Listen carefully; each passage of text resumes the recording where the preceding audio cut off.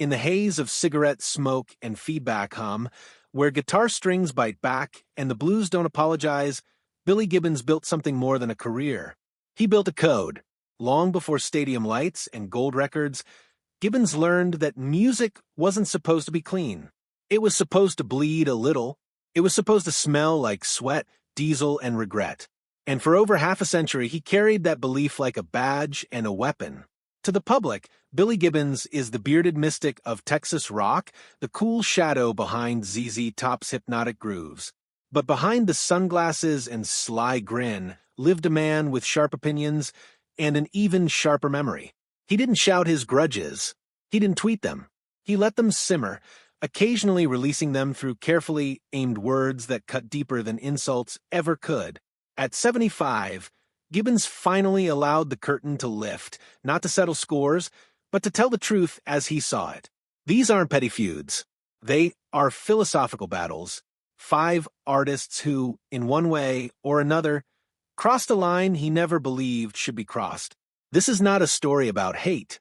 It's a story about authenticity and what happens when someone threatens the soul of the blues. 5. Garth Brooks, When Polish Replaced Pain. For Billy Gibbons, the blues wasn't a genre. It was a rite of passage. You earned it by playing for rooms that didn't care if you lived or died, by staying up past last call, by learning heartbreak the hard way. It was never meant to be borrowed, and it was never meant to be sold shiny. So when Garth Brooks exploded out of Nashville in the early 1990s, clean-cut, stadium-ready, perfectly lit, Gibbons felt something twist in his gut. Brooks wasn't just successful. He represented a version of Southern music that had been sanitized, packaged, and delivered without the scars.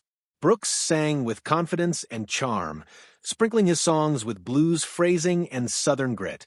But to Gibbons, something vital was missing. The dirt, the danger, the lived-in truth. A Texas radio host once recalled interviewing Billy around that time and asking him about the Nashville boom. Gibbons didn't hesitate. That's the kind of blues you can spill on your boots without staining them, he said. The line traveled fast. Fans laughed. Nashville didn't. What made it worse was that Brooks genuinely admired ZZ Top. He openly cited them as influences, praising their swagger and genre-blending fearlessness. But when Brooks began folding those influences into glossy country pop anthems, Gibbons felt mocked rather than honored. That man's got all the polish, but none of the dust, Billy reportedly muttered backstage at a Dallas event. It's barbecue sauce music, sweet-bottled, and made for TV. Their most uncomfortable moment came at the American Music Awards. Brooks approached Gibbons warmly, offering a handshake and praise. Billy accepted, nodded once, and replied, "Glad to hear it. Don't wear it out." The room went quiet. Brooks laughed it off. Gibbons didn't. From that point on, Billy never named names, but everyone knew. When he joked about counterfeit country and said only one kind of music smelled like diesel and heartbreak, fans connected the dots. Nashville bristled. The divide grew wider. To Gibbons, Brooks symbolized an industry that valued perfection over passion. Light shows over tone, shine over grit. The blues aren't supposed to sparkle, Billy once said. If they do, someone's selling them, not playing them. When Brooks later flirted with the idea of a roots blues project, Gibbons declined to comment publicly. Privately, he was furious. "They're calling it blues again," he told a friend. "Call it what it is, marketing with a twang." When invited to participate in a televised blues tribute linked to Brooks, Gibbons passed with a single sentence that became legend: "The blues don't wear rhinestones." It wasn't personal. Not really. Brooks just happened to embody everything Billy feared the music was becoming. For Stevie Ray Vaughan, when admiration turned to rivalry. In Texas, blues is sacred, and those who play it form a brotherhood forged in cramped bars and endless nights. That's why the fracture between Billy Gibbons and Stevie Ray Vaughan hurt more than any other rivalry. At first, wasn't rivalry at all. Stevie idolized Billy.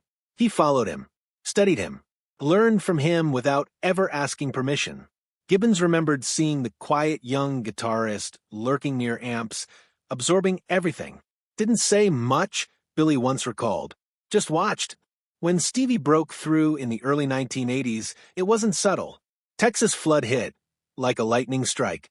Suddenly, the press crowned a new king of Texas blues. And for Billy, who had been carrying that banner for 2 decades, it stung. He never denied Stevie's talent. Publicly, he praised him. Privately, the pride cut deep. Friends recall Billy bristling at the idea that Vaughn brought Texas blues to the world. To him, that world had already been conquered. What made things worse was how close Stevie's sound came to Billy's own. The gear, the tone, the shuffle. It felt less like inspiration and more like encroachment. When Stevie's team reportedly reached out to ZZ Top's producer for guidance, Billy took it as betrayal. "He's not just wearing my boots," Billy said. "He's trying to walk in them." Their most famous exchange happened quietly backstage at Montreux. Stevie approached Billy, humbly calling him an inspiration. Billy smiled thinly and replied, "You learn fast." Then he walked away. There was supposed to be a jam session one day, a symbolic passing of the torch. It never happened. Billy later told friends, "I don't pass the torch to someone who's already got my flame." And yet, when Stevie died, something broke. Billy spoke with genuine grief. He was a brother in tone, he said. Those closest to him knew the truth was heavier. He mourned not just the man, but the conversation that would never happen. In later years, Billy slipped Stevie's licks into his solos, quiet tributes hidden in the noise. He never hated him. He hated what pride had stolen from them both. 3. Ronnie Van Zant, when brotherhood became competition. On paper, ZZ Top and Lynyrd Skynyrd should have been allies. Same Southern roots. Same rebellion. Same whiskey-soaked swagger. But the road doesn't care about paper. When they toured together in the mid-1970s, the clash was immediate. Billy ran a tight ship. Ronnie thrived in chaos. Late arrivals. Missed rehearsals. Loud opinions. Billy tolerated a lot, but not disrespect. The breaking point came during a rehearsal when Skynyrd's gear overtook the stage. Ronnie made a sarcastic remark about Texas blues. Billy smiled and shot back, then tried playing it in tune. From then on, it was war, quiet, competitive, and relentless. Longer solos, louder amps, on-stage jabs disguised as jokes.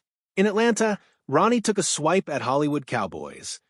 Billy responded backstage with a whisper, "He's selling beer, not music."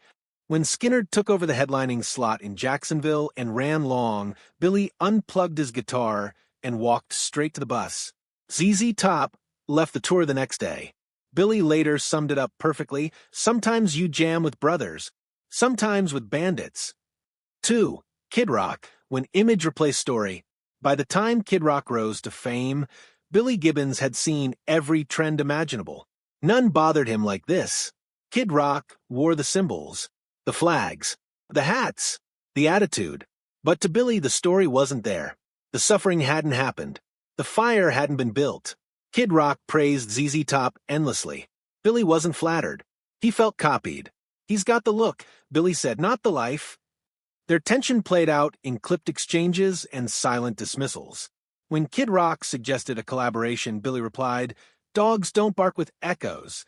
As Kid Rock leaned into outlaw imagery and Southern blues aesthetics, Billy's patience snapped. "He's selling barbecue," he said, without lighting the fire. Their final clash came during a charity jam. Kid Rock dominated the mic. Billy stopped playing and walked off. Later he whispered, "That's karaoke with an accent." He never explained further. He didn't need to. 1. Eric Clapton, when two philosophies collided. Eric Clapton and Billy Gibbons respected each other. That made the tension worse. Clapton was refined, scholarly, careful. Billy was reckless, loud, unfiltered. To Billy, Clapton's blues were studied. His were survived. Their early encounters were polite until one joke about distortion froze the air. "Enough to make it real," Billy replied. Their infamous jam session ended abruptly when Billy's tone exploded through the room. Clapton reportedly muttered about too much fuzz. Billy never responded publicly, but he didn't forget. "The blues aren't museum pieces," Billy once said. "They spill drinks." When invited to Clapton's Elegant Blues concerts, Billy declined. There's no use turning blues into ballroom music. They never reconciled. They didn't need to. Both knew the truth. Final reflection. Billy Gibbons didn't hate these artists. He feared what they represented. A future where blues became safe, clean, comfortable. His grudges weren't personal. They were protective, because for Billy Gibbons, the blues were never about perfection. They were about truth, and truth, like the blues, was never meant to be easy. Which rivalry surprised you the most?